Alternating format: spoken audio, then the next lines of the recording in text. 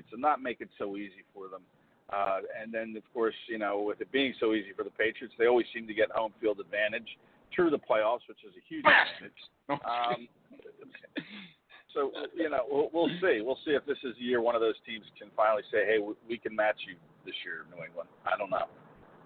I tell you what, man, I'm a Colts fan, so I can say this. I hate the New England Patriots, so I hope that we had a. I'm going to get back in the weeds here, but we had a gal visiting us in our home office from our Oregon office, and we were talking about the Seahawks, and she was talking about how her husband's a big Seahawks fan, and she's like, but I'm not really a Seahawks fan, and so we're like, oh, okay. Who's your team? Whatever. She goes to the New England Patriots because I grew up in Boston. We're like, get back on the plane, get back to Oregon. You could have said any team but that. So we have they're even out in Oregon, huh? We have a deep, passionate, rooted distaste for the New England Patriots. I digress. The NFC North, the Bears, the Vikings, the Packers. A lot of people are saying that we're seeing an end of an era of Aaron Rodgers. Maybe so, maybe not. Can't get along with the coaching staff. There's just a lot of things going on there. Of course, he's not going to retire, but we're kind of seeing maybe a diva side of Aaron Rodgers. Of course, the Detroit Lions got a lot to prove this year. What are your thoughts on the NFC North there, sir? Well, we are seeing the diva side of Aaron Rodgers. It's a side that's always been there. We just never saw it. And if he can't get along with Matt LaFleur and his staff, and then it's Aaron Rodgers' problem. So that to me is looking like a dysfunctional organization at the moment, and it's because of Aaron Rodgers. So we'll see. There's no question he's a very talented player. We'll see what his receiver core looks like. The Vikings, of course, Kirk Cousins didn't prove to be everything they had hoped he would be when they signed him, but, I could have told you that. Many fans could have told you that, I think, that Kirk Cousins just isn't a big-game quarterback, I don't think. And he is what he is. He's not a $30 million a year quarterback or whatever they're paying him. So we'll see about the Vikings. And the Lions, they went out and they did a lot to try to improve that team, that defense, the offense.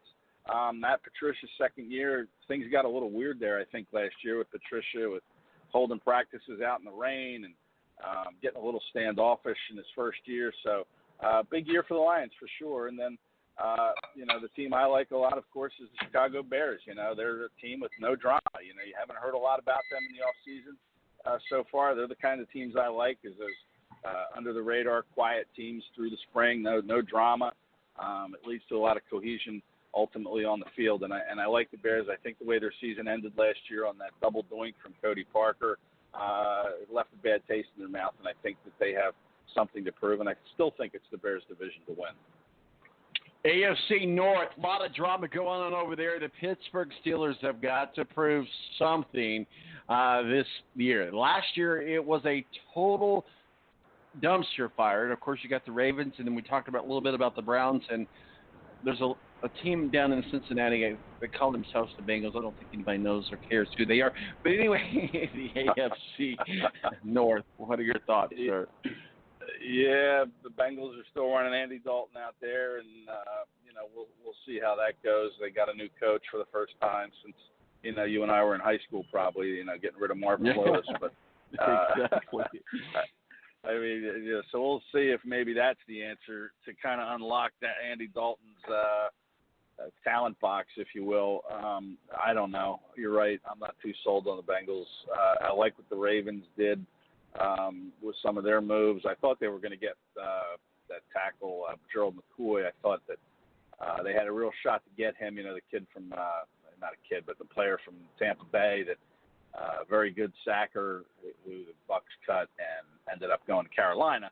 But I thought he was going to go to Baltimore. That would have been a huge pickup for the Ravens. Even Cleveland Browns weren't on Gerald McCoy, but he did end up in Carolina. So I like the Ravens. I think they've gotten some pieces in the run game now that will help their quarterback take maybe that next step. And then, like you said, Pittsburgh, there's the drama always with Ben Roethlisberger now. He's not getting any younger. Does he have another year or two left? Can he take this team to another Super Bowl as he approaches 40 years old?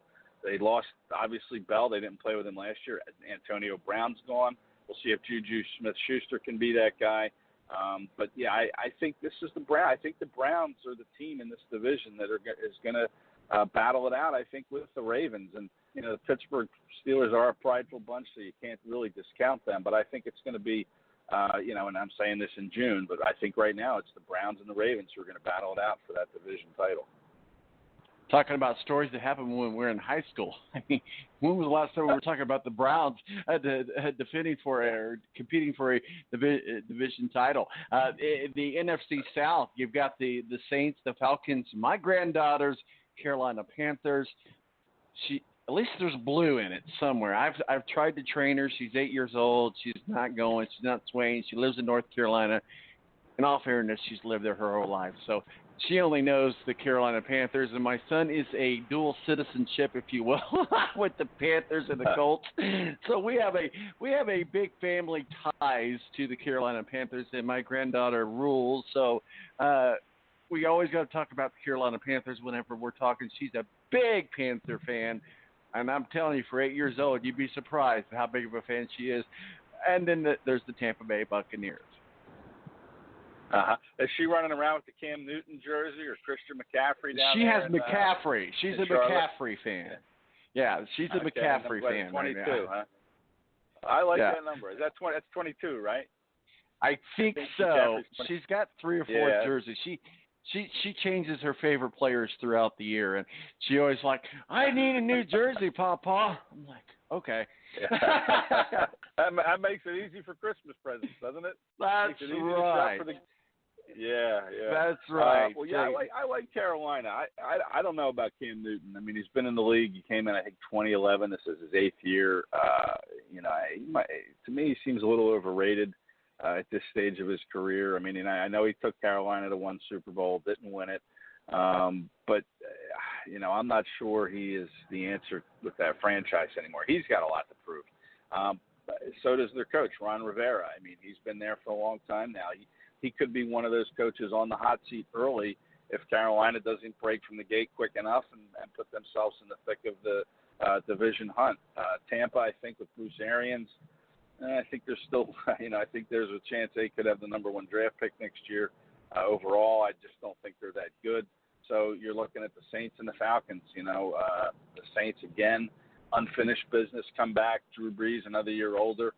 Can he get it done and take this team where it probably should have gone last year, and that was to the Super Bowl, but they couldn't win a home game against the Rams with a chance to go to the Super Bowl. So, we'll see how motivated they come back for this season. And then the Falcons, they're a team that was in the Super Bowl a few years ago, but kind of hasn't sniffed that since. So, to me, it's not a very strong division, I don't think, when you look at it. But, the Saints, to me, are probably still the best team in that division. But, again, we'll see how Brees is another year older, how motivated they are after losing in a tough way last year on that whole non-PI call that rewrote the rules, and the Saints fans were crying like little girls down there. I hate to say that, but they were just crybabies about that whole call, and really rubbed me the wrong way.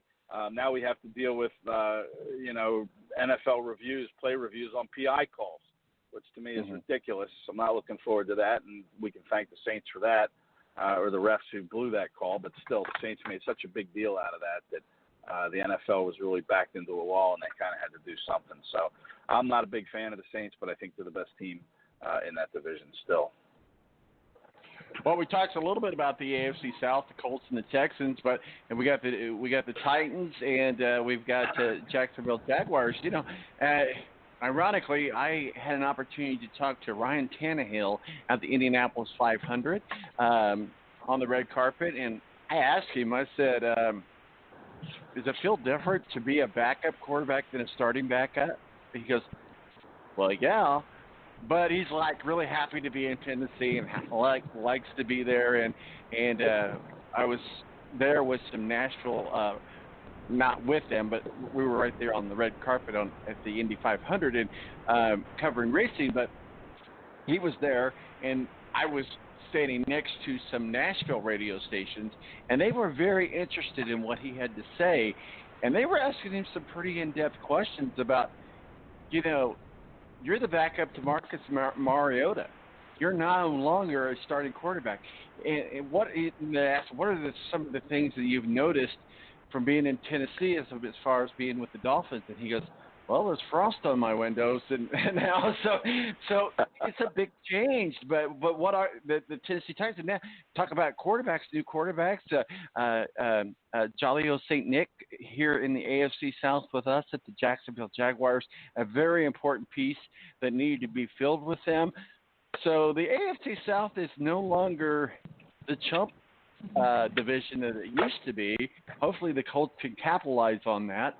But the AFC South, what say you, sir? Yeah, no, I thought the AFC South was one of the better divisions last year. I don't really see it changing much. Maybe Houston takes a step back. I don't know. Deshaun Watson's still a pretty good quarterback, but this to me, this looks like the Colts division. I mean, I think they're getting a lot of love in Vegas and other places for making a strong Super Bowl run this year and maybe getting to the Super Bowl. But Jacksonville now has Nick Foles. It's clearly an upgrade over Blake Bortles. We'll see. I was always of the mind that Nick Foles, if he plays 16 games, he's another guy who's been banged up at certain points in his career. But I've always thought that he's the kind of player that could get exposed if he has to play 16 games. I mean, we'll see about that. But he's certainly better than Bortles, that's for sure. And the Jags have always had the talent. At least 2 years ago, they went to the AFC Championship game. They had a lot of the similar talent back last year, but couldn't get it done. Now they've lost some pieces. We'll see where they make up. But I think the Jags are a team that the Colts will have to look out for. I'm not sure. I think Houston might take a step back. And Tennessee, that defense is pretty good.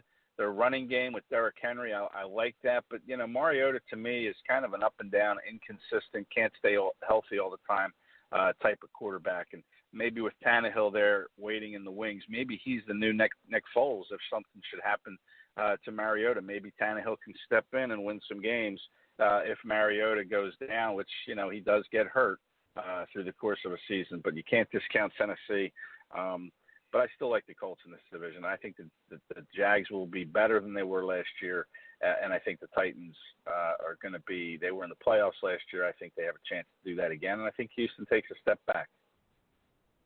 See, that's why you're the NFL contributor, because you understand how important the Colts are. No, I'm just kidding.